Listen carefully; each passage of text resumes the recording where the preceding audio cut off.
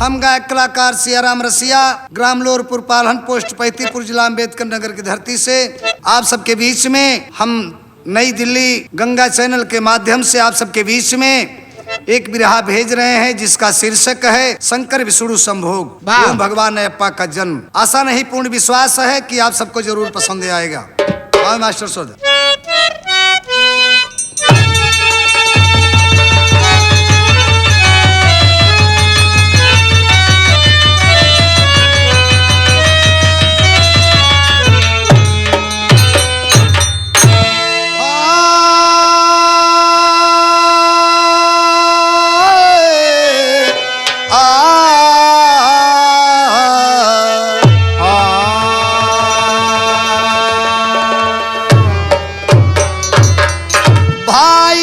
बदला हित महिषासुर की बहन घोर तप जाके जंगल में करने लगी। हो प्रसन्न ब्रह्मा बोले कि भर मांग लो, हमको करिए अमर हर से कहने लगी। ब्रह्मा बोले अमर होना नामुमकिन है, बोली बर दो कोई जीत पाए नहीं।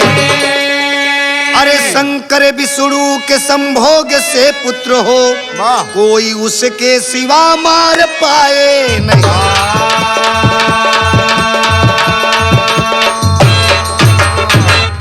ए बाबूजी बतिया के समझ ले आप लोगन।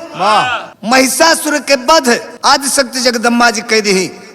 अब महिषासुर के एक बहन रहल महिषी। जब महिषी की पता चला कि सभी देवी देवताओं ने मिलकर के मेरे भैया के वध कह दे, तो देवताओं से अपने भैया के बदला चुकावे बदे मेरे दोस्त जा करके ब्रह्मा के घोर तपस्या किया। अब ब्रह्मा जी उसके तपस्या पर खुश होकर के आए और कहे बेटी मैं तुम्हारे तपस्या पर खुश हूँ, जो वरदान तुम्हें मांगना है मांग लो।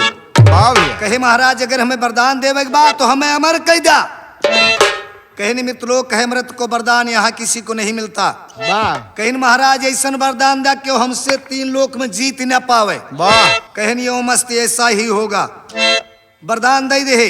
कहने महाराज एक वरदान और दे दिया। कहनू का कहने ऐसा वरदान हमें दिया, एक वरदान आपसे मांगत है। कहनू का कहीं शंकर और विष्णु के संभोग से जवन लड़का पैदा होए, असंभव समझ के मांगत बा कि दोनों जने मर्द मर्द यहाँ न मेहरारू बनी है, न लड़का होए न हमार मृत्यु होए।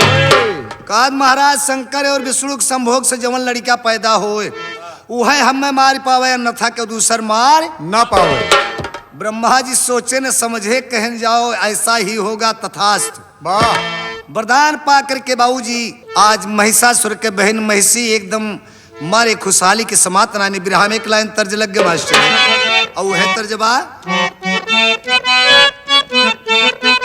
बहुत अच्छे हारमोनिया मास्टर इशारा करते हैं हमरे कि अयोध्या चलो चलो अयोध्या चलो, अयोध्या चलो चलो अयोध्या चलो, अयोध्या चलो चलो अयोध्या चलो, लेके हरि का नाम चलो अयोध्या चलो चलो अयोध्या चलो चलो अयोध्या चलो, अयोध्या चलो चलो अयोध्या चलो। यही तरह लेकिन मारे खुशी के महिषी समात नहीं बा। कहना भाई बाबूजी वरदान मिल गया, अरे वरदान मिल गया,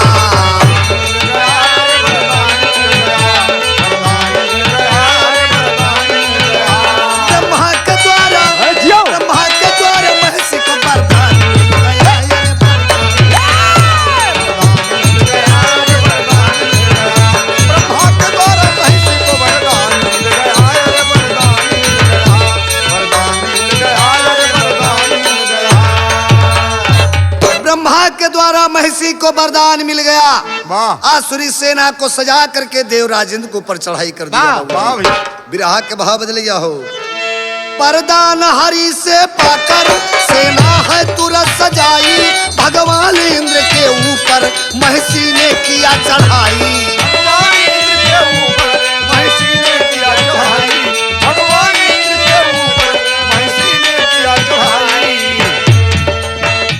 सब देवलोक है हारे, महिषी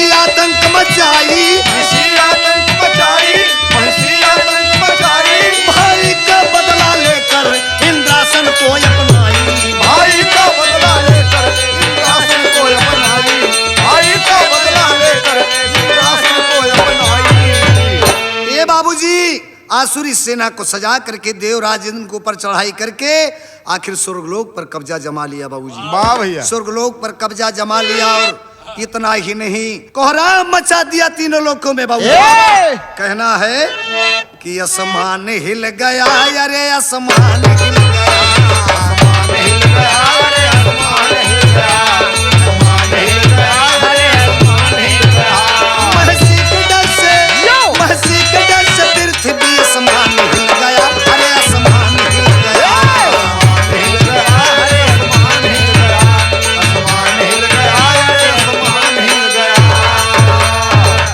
इतना ही नहीं बाबूजी, उसकी आतंक पूरे दुनिया में फैल गई, यहाँ तक कि देवी देवता कोई पूजा नहीं करने पा रहा है। जा करके सब देवी देवता भोले बाबा के पास पहुंचे। बिरहा में एक लाइन तर्जमा बाबूजी, और है तर्जमा,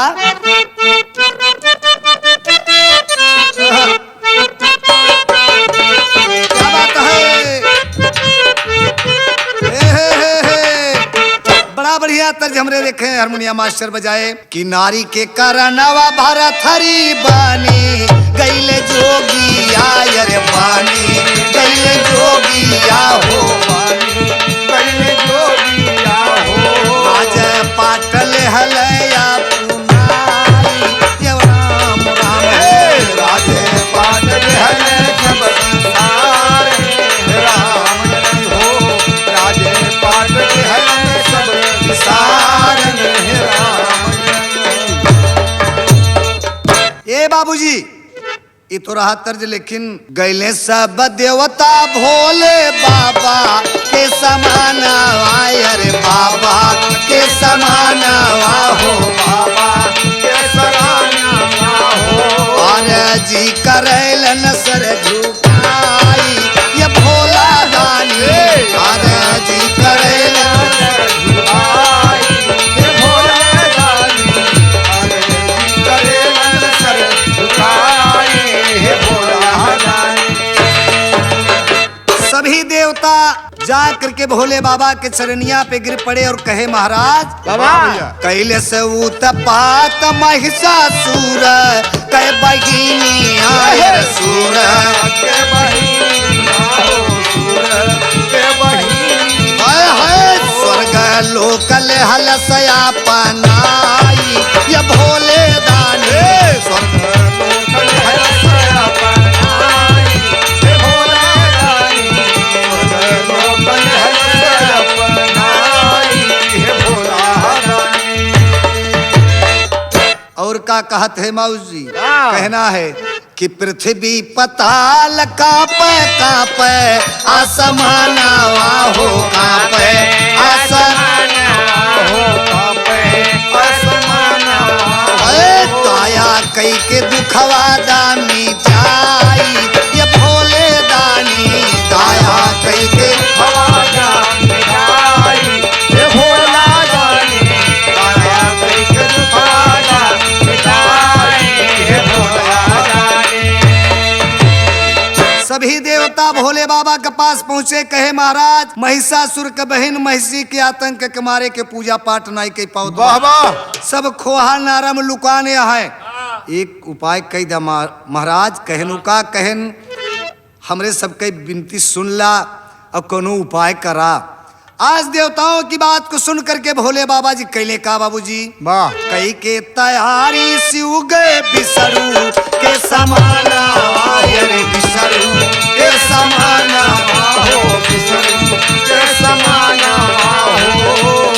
कहले या पंडा मारो बाजाई ये भोले दानी, कहले या पंडा मारो बाजाई ये भोला दानी, कहले या पंडा मारो बाजाई ये भोला दानी। ए बाबूजी आज भोले बाबा आपन डमरू त्रिशूल उठाए जाके विष्णु भगवान के पास पहुंच गए। और वहां एक जब पहुंचे तो वहीं बिरहा में एक लाइन तर्ज लग गए। अब कवन तर्जबा, वह तर्जबा ये बाबूजी जाए के पहुंचत है भोले बाबा विष्णु भगवान पास। विष्णु भगवान कहे कैसे आना हुआ, कहन महाराज तनी एक ठे अर्जी बा, कहनु का कैसे कहता है। बहुत अच्छे मास्टर।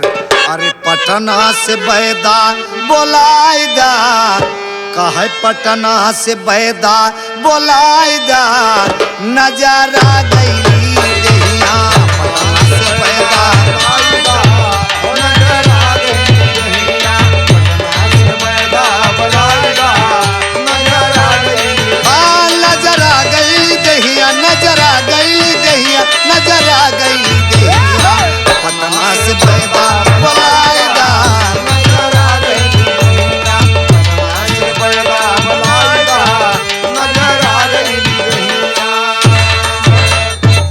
यही तरज में भोले बाबा आज विष्णु भगवान से कहे महाराज जवन मोहनी रूप धारण कई के सब देवतन का अमृत पिलाए रहा। हाँ। हमार बात मनत्या महाराज हो मोहनी रूप धारण कई लेत्या तो सब काम बन जात। कैसे कहता है कि मोहनी अरे मोहनी सूरतिया दिखाई दा, वही मोहनी सूरतिया दिखाई दा, हरि माना कहना मोहनी सूरतिया दिखाई दा, हरि माना कहना मोहनी सूरतिया दिखाई दा, हरि माना कहना, हरि माना कहना, हरि माना, हरि माना कहना, हरि माना कहना मोहनी सूरतिया दिखाई दा, हरि माना कहना मोहनी सूरतिया दिखाई दा, हरि माना कहना। यह बात सुन के विष्णु भगवान जवाब देते हैं, ध्यान दी है बाबूजी। विष्णु जी का है रूप रहायत सुंदर, वाह और देखबे तो ढील हो जाए बघम्बर, ई मनसा दिल से हटाई दा, हरि माना कहना ई मनसा दिल से हटाई दा, हरि माना कहना ई मनसा दिल से हटाई दा, हरि माना कहना। विष्णु भगवान कहन हमार मोहनी रूप देख के ज्यादा देर तक बर्दाश्त न कई पैबा, तो हाथ डमरू त्रिशूल हाथे से गिर जाई, हई बघम्बर जौन पहने हवा महाराज छूट के गिर जाई पता ही न चली, फिर से जवान हो जावे। हाय हाय यार शंकरो भगवान कमना कहन महाराज तो अपन मोहनी रूप दिखावा हम देखे के लिए तैयार है। अरे हम कामदेव के जलाए वाला है, वाह कहना है शिव जी का है हम कामदेव का जलावा, और विचलित न होबे इबा हमरो दावा, अरे माया तू केतनो रचाएगा, हरि माना कहनवा तू केतनो रचाएगा, हरि माना कहनवा माया तू केतनो रचाएगा, हरि माना कहनवा। वो नहु एक चूड़ी चढ़ाए कहे महाराज अपन माया दिखावा हम देखे चाहत है, वाह ध्यान दिया इतना बढ़िया बात चढ़ाए विष्णु भगवान आवेश में आ गए बाबूजी, वाह और एक माया से इतना सुंदर फुलवारी बाबूजी बना दिए, और इतना सुंदर मेहरारू बन के बाबूजी वही फुलवारी में लगे थिर के बाबूजी। तो माया रचे करतार बाहे पुरावा बयार, हरी बगिया मझार बन गए सुंदरी, अंग अंग गदराई ए बाबूजी बाबा, हरी बगिया मझार बन गए सुंदरी, दोनों जोबन रसदार लागे कजरा कटार, राह शिव जी का निहार बार बार सुंदरी, अंग चढ़ी तड़ुराई अंग अंग गदराई, ताके तिरछी तकाई न लजाई सुंदरी, अरे भोले बाबा लग जाई सीना से आंचल हटाई, राह अखिया लड़ाई मुस्काई सुंदरी, राह अखिया लड़ाई मुस्काई सुंदरी, राह अखिया लड़ाई सुंदरी हो मुस्काई सुंदरी हो, राह अखिया लड़ाई मुस्काई सुंदरी, राह अखिया लड़ाई मुस्काई सुंदरी। भोले बाबा लग जाई सीना से आंचल हटाई, राह अखिया लड़ाई मुस्काई सुंदरी। भोले बाबा का मुँह बाबा के बावई बैरिए बाप रे बाप, इतना सुंदर इतना सुंदर मेहरारू यह बगिया माँ, हाथे से डमरू गिर गया छूट के, ए बाबूजी डमरू छूट के गिर गया, ध्यान दे हैं बिरहा में एक लाइन तर्ज लग गई, और तो जवाब अरे जहाजिया न बैरी ई है पैसावा बैरी ना, ई है पैसावा बैरी ना, और हमारे सैया के नचावे ई है पैसावा बैरी, हमारे सैया के नचावे है पैसावा बैरी ना, हमारे सैया के नचावे है पैसावा बैरी। हाँ पैसावा बैरी ना, ये पैसावा बैरी ना, ये पैसावा बैरी ना, हमारे सैया के नचावे है पैसावा बैरी ना, हमारे सैया के नचावे है पैसावा बैरी ना।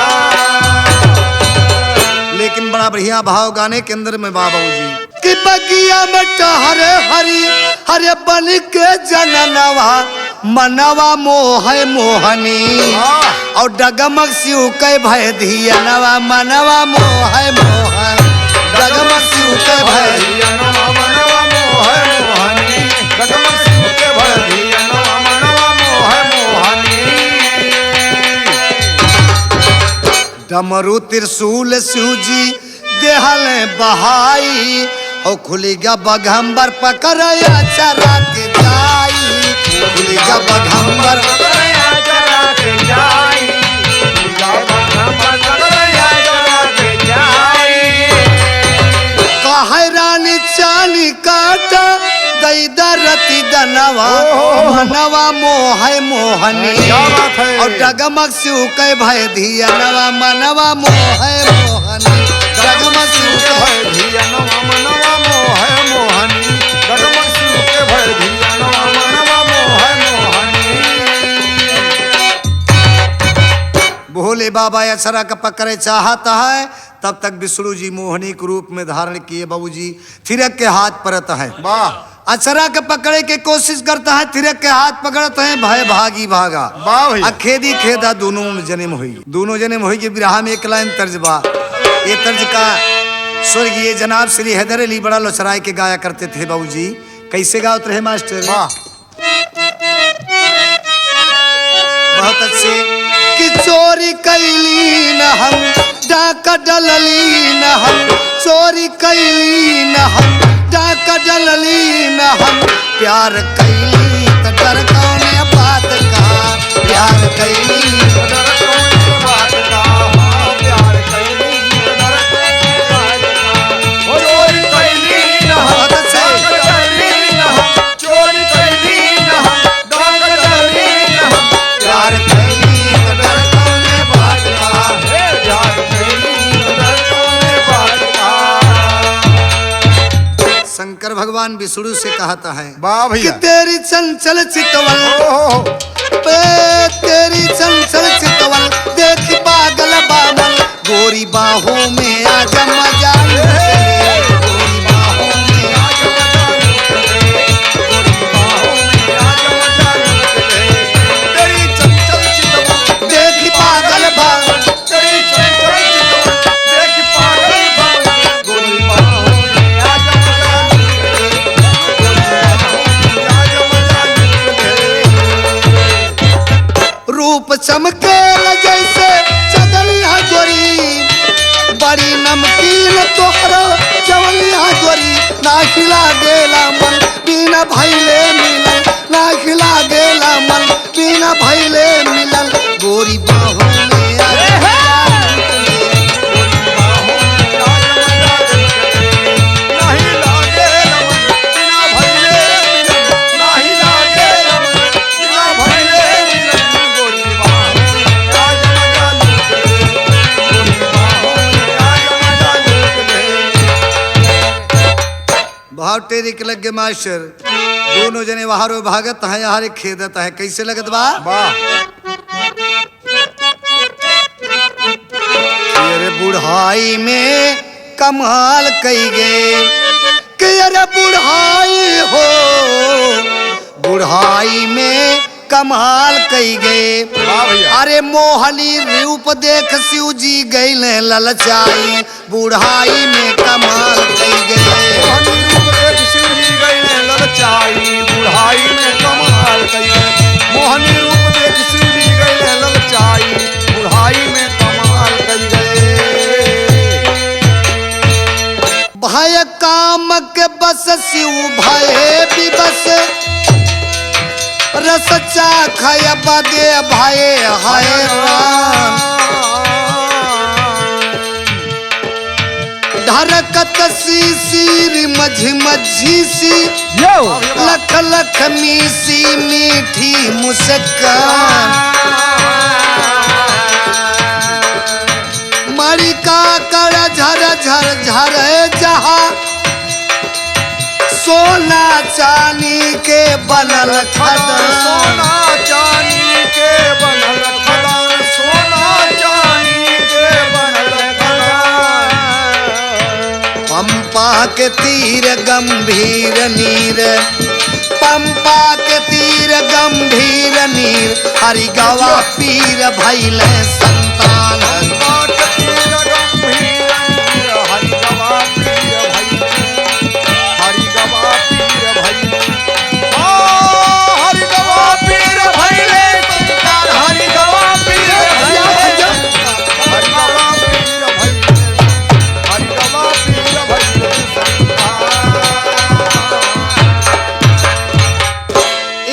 विष्णु भगवान मोहनी रूप धारण किए भागते भागते जाए कि सबरीमाला पर्वत के पंपा के तीर गंभीर नीर हरि गवा पीर भैले संतान दोनों जने की लीला जबैबा पंपापुर किनारे जाए के जब पकड़ी पाए बाबूजी तो संभोग हुआ और विष्णु वंश और शिव का अंश बाबूजी एक अंश बना जिनका नाम पड़ता है आगे चल करके नाम रखा गया मणिकंठन।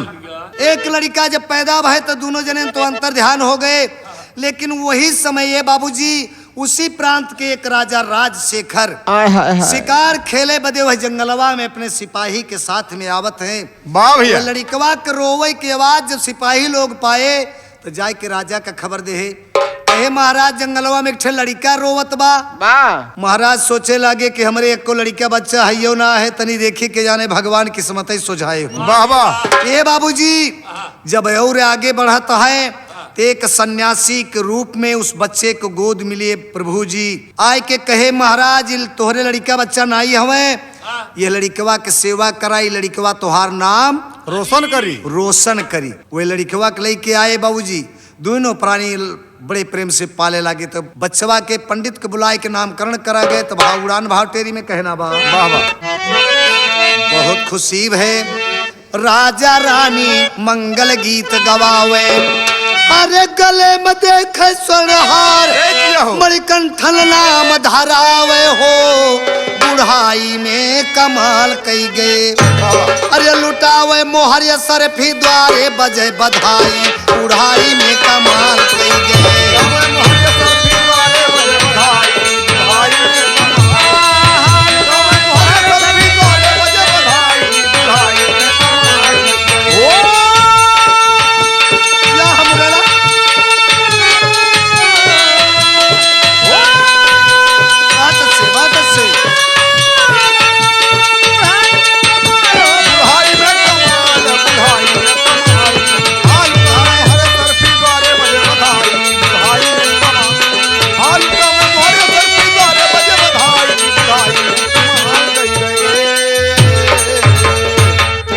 बच्चवा के बाबूजी पैदाइशी गले में एक सोनहार रहा वही से ओकर नाम पड़त बा मणिकंठन मणिकंठन नाम रखा गया। धीरे धीरे लड़कवा की उम्र 5 साल के हो गया। आजकल के जमाना की तरह इतना स्कूल कॉलेज चारों तरफ नहीं रहा ये बाबूजी तब गुरु के आश्रम में पढ़ाई होत रहा। आज वह राजा राजशेखर वह लड़कवा का ये बाबूजी परशुराम के आश्रम में भेज देते हमें पढ़े बदे भाव पनवा के लगत बाबूजी कहना है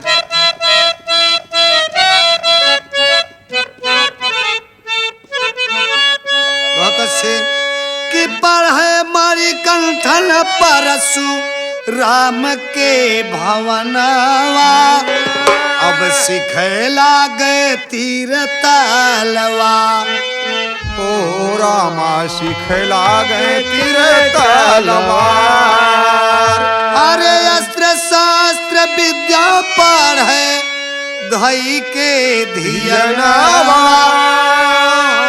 अब निस दिन करेला चमत्कार हो रामा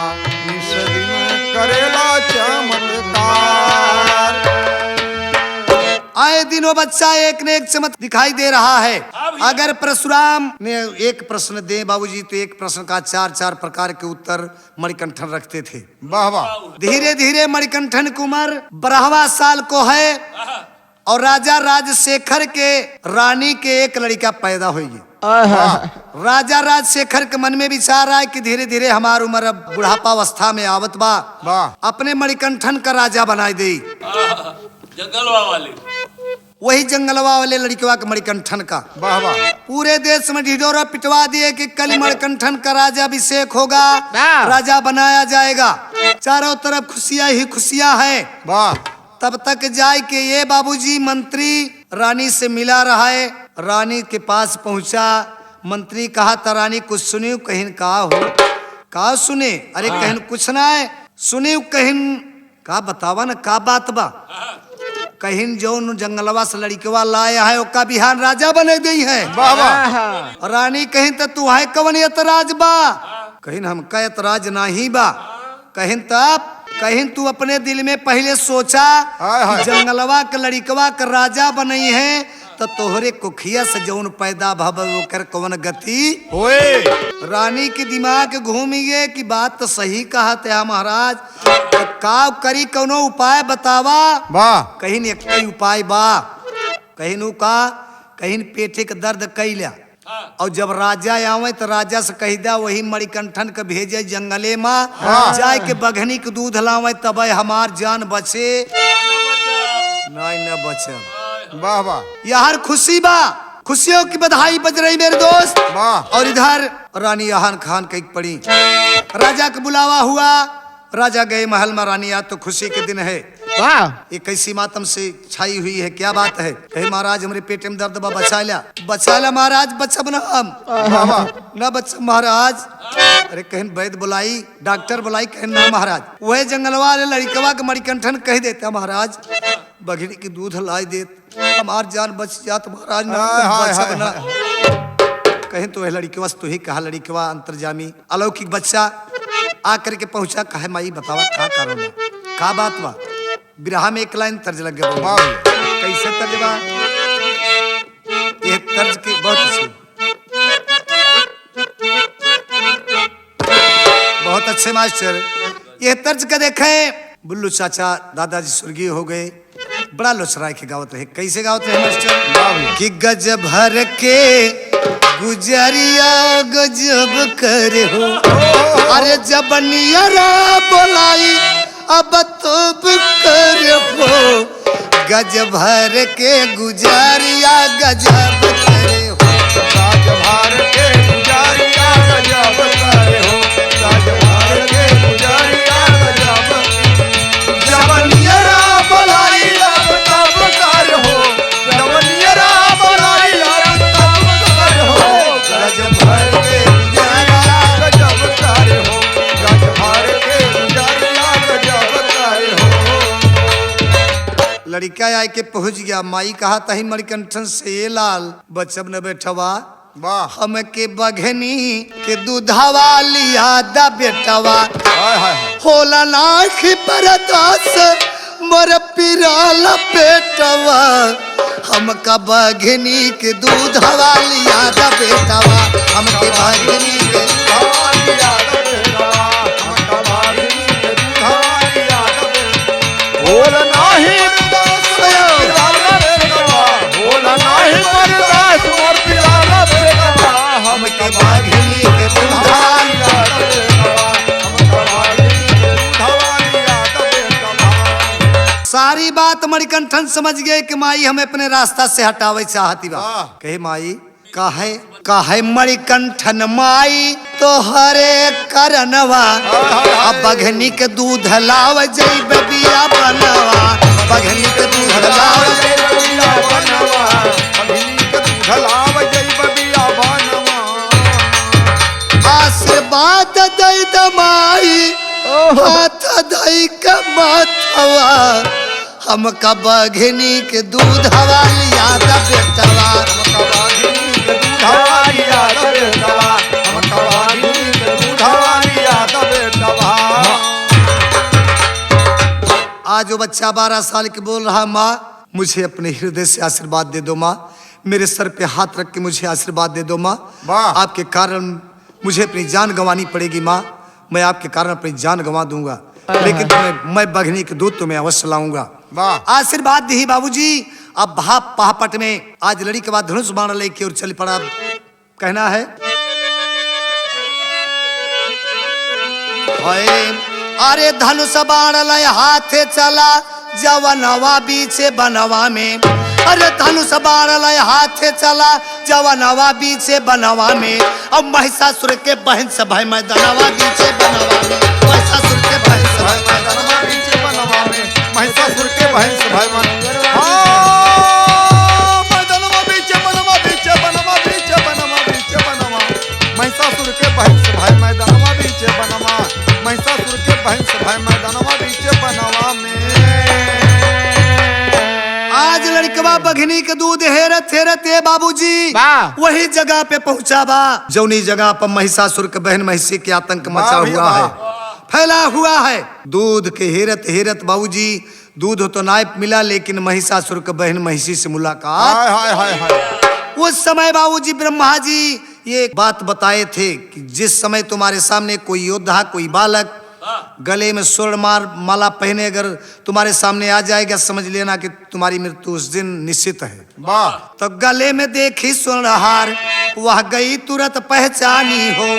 अब अपने मन में सोच रहा है कि आज मौत नगचानी हो।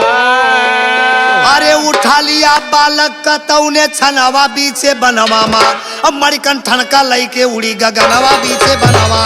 मणिकंठन का लई के उड़ी गगनवा बीचे बनवा बीचे बनवा बीचे बनवा बीचे बनवा बीचे बनवा। हाँ भैया ठंडा लेके उड़ी गगनवा बीचे बनवा में। बड़का ठंडा लेके उड़ी गगनवा बीचे बनवा में।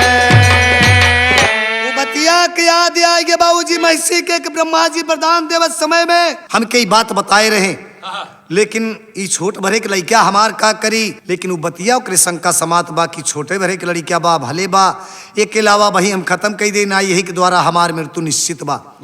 12 वर्ष के बालक समझ के अबोध बच्चा समझ के बाबूजी उठाए के कोरा में लेके पहुंची जहाँ राजा इंद्र के दरबार में बाबूजी स्वर्ग लोक पर कब्जा जमा कर बैठी है। वही पहुंचत बात अब हवाला के प्रमाण में कहना बा। अरे पहुंची स्वर्ग लोक महिषासुर के बहिनिया भैया। पहुंची स्वर्ग लोक महिषासुर के बहिनिया भैया। पहुंची स्वर्ग लोक महिषासुर के बहिनिया भैया। मारे बदे हाथे माँ उठावे तलवार। मारे बदे हाथे माँ उठाए तलवार। मारे बदे हाथे माँ उठावे तलवार। तबले मारी कंठन धानु बनावा संहारे भैया। तबले मारी कंठन धानु बनावा संहारे भैया। तबले मारी कंठन धानु बनावा संहारे भैया। सन सन बनावा चलावेला जुझार। सन सन बनावा चलावेला जुझार। सन सन बनावा चलावेला जुझार। एक बार खाली नाही परेला लाला नावा के। एक बार खाली नाही पड़ेला नावा के। एक बार खाली नहीं पड़ेला नावा के। चलनी बदनिया बनावे उस बार। चलनी बदनिया बनावे उस बार। चलनी बदनिया बनावे उस बार। अरे बाप रे बाप, जिस समय महिषी मारना चाहिए तलवार उठा करके वाह। उस समय बाबूजी मणिकंठन ने हाथों में धनुष और बाण संहार करके इतना बाण मार दिए कि महिषी के बदन एकदम चलनी से हो गया। अरे जियो से तब मारे एक लात गिरी जंगल के भीतरिया भैया। मारे एक लात गिरी जंगल के भीतरिया भैया। मारे एक लात गिरी जंगल के भीतरिया भैया। वही के धरानिया पे खूनावा के धार। वही के धरानिया पे खूनावा के धार। वही के धरानिया पे खूनावा के धार। हाय यमय कुबेर इंद्र शिवजी समनवाय यमय कुबेर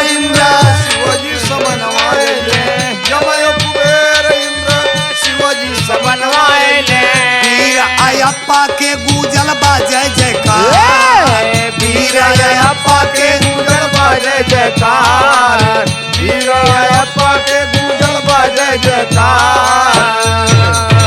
अरे बाप रे बाप, एकदम सलनी से बदन लसपस खूनों से पड़ी है। और तब तक यम और कुबेर आदि देवताओं ने आकर के बाबूजी भगवान अयप्पा की जय हो। भगवान अयप्पा की जय हो। जय जयकार होने लगा और कहे महाराज आपका कार्य पूरा हो गया, अब आप चलिए अपने धाम का। कहे ना महाराज, अब वही एक काम बाकी बा। कहनु का कहे मेरे माई बघनी के दूध मंगाए बाटी, बड़ा पेटे में दर्द बा। वाह वाह। ओके देवे की बात ध्यान नहीं है। अरे दुर्गा भवानी काली शेरनी के रूपवा धैली, दुर्गा भवानी काली शेरनी के रूपवा भैया दुर्गा भवानी धरे शेरनी के रूपवा भैया। देवता लोग ली है रूप शेरावा के धार, देवता लोग ने रूप शेरावा के धार। हाँ शेर पर सवार होई के पहुँचे भवनवा भैया, शेर पर सवार होई के पहुँचे भवनवा भैया शेर पर सवार होके पहुँचे भवनवा भैया। शेरनी के रूप धैली देविया हजार, शेरनी के रूप धैली देविया हजार शेरनी के रूप धैली देविया हजार। अरे कहे माई बघनी के ए बाबूजी ना यार शेर पर सवार होकर के आकर पहुंचता है बाबूजी। और जब गांव के करीब पहुंचत बा हजारों शेर शेरनियां बाबूजी देवी और देवताओं जी मिल करके बाबूजी शेरनी और शेर का रूप धारण करके चले आ रहे हैं। वाह वाह। गांव के लड़का देखत हुए गांव में एक शेर प्रवेश करता है, वाह। एकदम गुहार मच गया, हाय हाय। गुहार मच गया गांव में, एकदम शेर घेर लेता है। वाह वाह।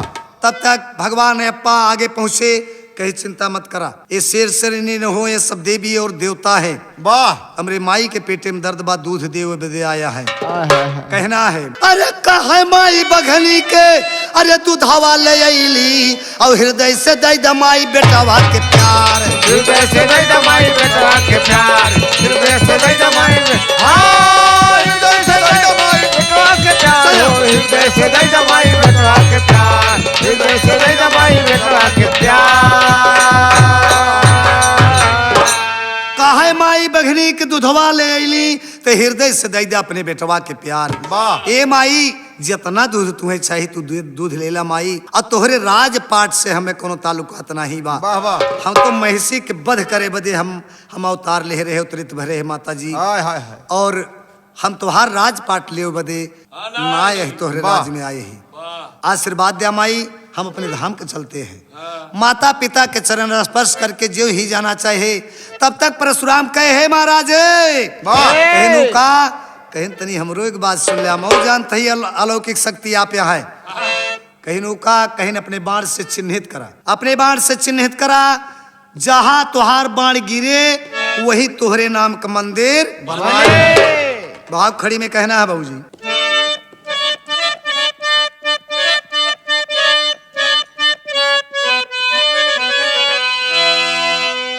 अरे माता पिता के चरनिया सिर झुकावे बीरावा, अब अपने धन वहां पे बनावा चढ़ावे बीरावा, चढ़ावे बीरावा हो चढ़ावे बीरावा हो चढ़ावे अपने धन वहाँ पे बनावा धन वहाँ पे बनावा चढ़ावे बीरावा।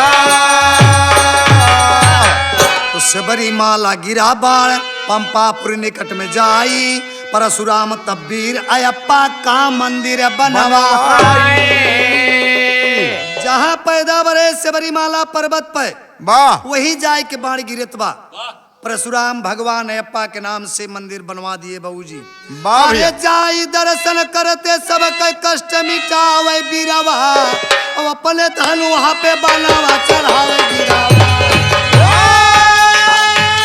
चढ़ावे बीरावा हो चढ़ावे बीरावा हो चढ़ावे अपने धन वहाँ पे बनावा चढ़ावे बीरावा अपने धन वहाँ पे बनावा चढ़ावे बीरावा। धन धन है वीर अयप्पा नाम जगत माँ जारी, वाह। उनका दर्शन वह पावे जो ब्रह्मचर्य तपधारी। का दर्शन वही पाता है मेरे दोस्त जो ब्रह्मचर्य से जाता है और ब्रह्मचर्य से रहता है। आज भी उनका दर्शन साक्षात मिलता है बाबूजी। सारी दुनिया से पौआ अरे पूजावे पीरावा अब अपने धन वहां पे बनावा चढ़ावे पीरावा।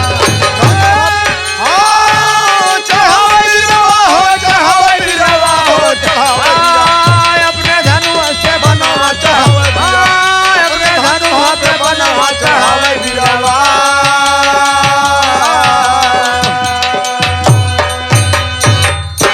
राम रतन भी पद बद्री। कहानी यहीं पर शेष होती है मेरे दोस्त। ये सेवक अपने गुरु घराने के परिचय देता है। राम रतन भी पद बद्री सहदेव के धर्म मनाई परम देव के शिष्य सदा घन श्याम करे कविताई हो।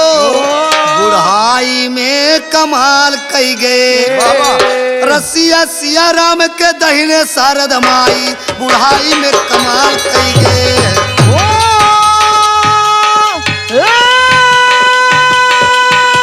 बुढ़ाई में कमाल हो बुढ़ाई में कमाल हो बुढ़ाई में कमाल तो रसिया सिया राम के दहिने शारद माई हो बुढ़ाई में कमाल कई गए तो रसिया सिया राम के दहिने शारद माई हो बुढ़ाई में कमाल कई गए।